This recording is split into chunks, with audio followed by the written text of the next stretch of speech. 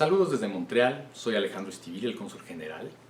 Es un gusto que la Cancillería, utilizando la temática que son los 50 años del Mundial México 70, uno de los mundiales más maravillosos que se han jugado, haya decidido valorar con toda su fuerza lo que es el deporte y el fútbol como parte de la cultura y continuar el diálogo, que es lo que mantiene este tipo de expresiones vivas. México es un país futbolero, México tiene el fútbol dentro de sí y existen muchos diplomáticos que han sabido en todo momento impulsar lo que son las relaciones vía el deporte y vía el fútbol. Tenemos grandes figuras en ese sentido. Carlos García de Alba entiende perfectamente lo que es invitar a unos amigos a un estadio, iniciar una plática con ellos, y la historia está llena de grandes momentos de la diplomacia en que el deporte jugó un papel muy relevante. A mí en lo personal me ha tocado, en parte porque jugué fútbol con un equipo amateur, llanero, el fútbol Zara, que está lleno de intelectuales, artistas, pero también por algunos vínculos tuvo a jugadores importantes en su momento que entendieron esta parte de la amistad, de la solidaridad, del juego, del pasarla bien, a veces en un tercer tiempo, y ahí jugaron grandes personajes como François Mambillic, me tocó compartir la defensa con el Potro Gutiérrez.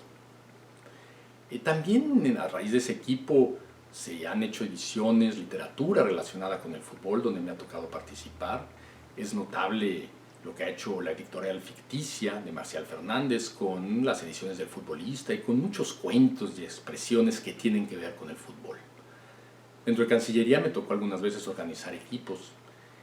Es muy común que las embajadas dentro de un país decidan, en pro de la amistad, juntar a gente que le guste el fútbol, hombres, mujeres por igual, y hacer equipos y hacer pequeños torneos.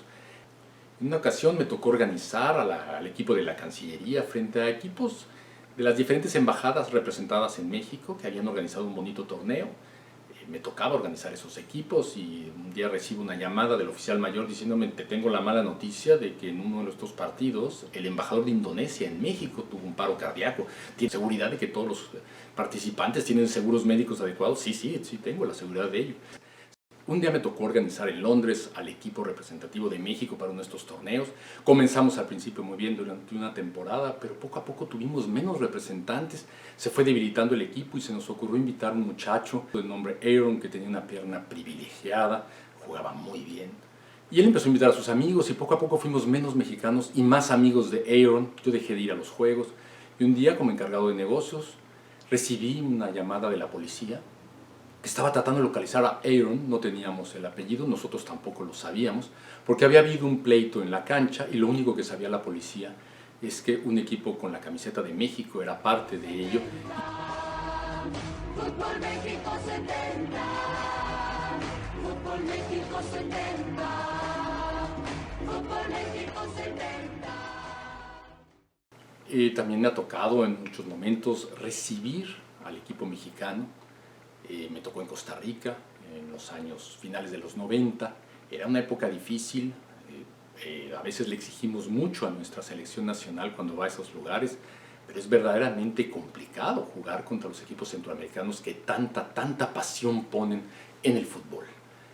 Recibí al equipo de Manolo Lapuente en aquel entonces y por igual me tocó acompañar a dignatarios costarricenses al Estadio Azteca, el famoso Aztecaso, la primera vez que México pierde un partido de selección en su propia cancha en el Estadio Azteca, un 2-1 en contra de Costa Rica, que desplegó un gran fútbol en esa ocasión. He podido reconocer lo que en la literatura han expresado algunos grandes libros. Nick Hornby escribió esa bellísima novela que se llama Fever Pitch, que es una de las novelas que más recomienda uno al momento de hablar de fútbol. En México yo creo que el gran autor es Juan Villoro. Eduardo Galeano ha hecho también grandes expresiones, una tradición que comienza con algunos cuentos de Roberto Arlt en Argentina. Me tocó escribir para la revista de la universidad un artículo que en cierto modo cuenta un mito simpático, porque en 1970 México despliega un fútbol muy bueno en su primera etapa, y ya clasificado va a Toluca a jugar un partido contra Italia, un partido que se perdió finalmente 4-1. Pero el inicio del partido tiene algunos elementos interesantes. México comenzó ganando, Fragoso repartía el juego muy bien, el Calaca González metió un gol íbamos 1-0 a favor, y viene una jugada italiana donde hay un disparo que desvía el Halcón Peña y se mete a la izquierda de Nacho Calderón, gol italiano. Inmediatamente después de esto no se registra mucho, pero México juega muy bien. Aarón Padilla por la izquierda hace grandes jugadas. Hay un centro, el propio Halcón Peña remata y un italiano rebota en un italiano y se sale. Y comienza don Fernando Marcos, que en aquel entonces ya era una narración que se escuchaba en todo México, tal vez de las primeras transmisiones que se transmiten ampliamente. Y todos los mexicanos empiezan a escuchar una arenga de don Fernando Marcos que en cierto modo marca la idea de que existiera algún tipo de maldición sobre el equipo mexicano.